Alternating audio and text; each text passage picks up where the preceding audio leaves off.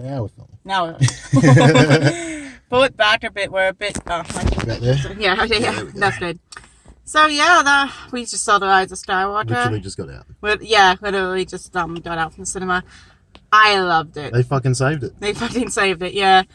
Yeah, just like Darth Vader and Return of the Jedi, this series has been redeemed. Yeah. Thank you, J.J. Abrams. Thanks, Abrams. Jesus Christ. Yeah, that was not an easy mess that he was handed. Exactly, yeah. And somehow he managed to weave it all together. Yeah, okay, so just the best way to summarize it. If you are a Last Jedi fan, prepare to be disappointed. This movie retcons the hell out of it. If you hated The Last Jedi, you're probably gonna love it. You're gonna love this. You're gonna love this. It's like, it takes everything you hated about The Last Jedi and like makes it okay. And, okay, let's actually talk about not Last Jedi stuff. The plot is not a rip-off of Return of the Jedi. No. There's bits that are taken, but it's all like very obvious, and they're obviously calling back to the old films. And they made them bigger and cooler. Yeah. They made everything like about the original trilogy, but it's very over the top. Like, it's very, I don't know, it's prequel-esque, and I like the prequels, so that's like a compliment. It's just so over the top and cheesy that it's like really fun to watch. Yeah, there's plenty of comedy in it. There's plenty of setups for stuff. Hilarious, although I think we were the only ones laughing. Like, there's some in-joke. I think there's some in-jokes for like the people who know about Star Wars and who are part of like the crowd of people dissing The Last Jedi. Like, there's a reference to the Holdo maneuver and all that. And there's some references to like some pretty hardcore lore stuff.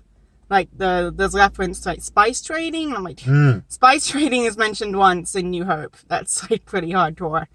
And there's callbacks to the originals, callbacks to the prequels. It's very much a film for the fans. Yeah. And it's like for the fans of everything. It doesn't exclude the prequels like The Force Awakens did. No, yeah. And yeah, it's just so over the top and crazy. Oh, another demographic who won't like it?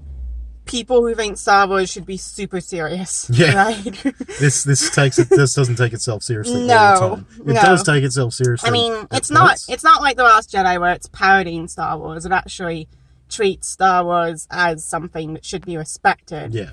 But it is Star Wars. It's over the top and crazy and fun, and there's a lot of like older people who think that like New Hope and Empire Strikes Back was some kind of hardcore, serious drama, like The Godfather or Martin Scorsese film. It is not that, okay?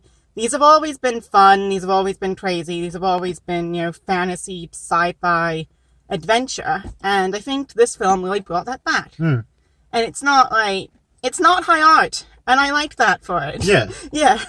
Yeah, it's just rambunctious fun for a lot of it, which was great. Like, we really enjoyed it. That's what you wanted to see. So I think that'll be I think that's good, because it's like that lets the audience know whether they should be seeing it or not. It's like, it all depends on what you're looking for. If you liked The Last Jedi, you're gonna hate this. It breaks everything. It breaks everything. And on top of that, if you're a prequel hater, you might also hate this. It's not an attack on you. It's more an attack on The Last Jedi. Fandom. But you might hate it because it's not what you think Star Wars should be. But if you loved the prequels, and if you think Star Wars should be fun for adults and kids, and if you don't mind stuff that wouldn't win an Oscar but that is crazy entertaining, you're going to love this. Do you want to go into anything more specific than that? I think we should leave it at that for now. Leave it at that? We don't want to delve too far at this point. Yeah, I think we'll leave it there. So we won't even want to talk about the plot because they've kept it in the wraps. It's an original plot. It's an adventurous plot. It doesn't rip off something. It uses some of the... It uses bits. Yeah. But it does kind of... It subverts your expectations properly, Ryan, you fuck. Yeah, it subverts your expectations in some really cool ways, in ways that, like, actually make it good. Yeah. And, that's how you do it. This is how you do it.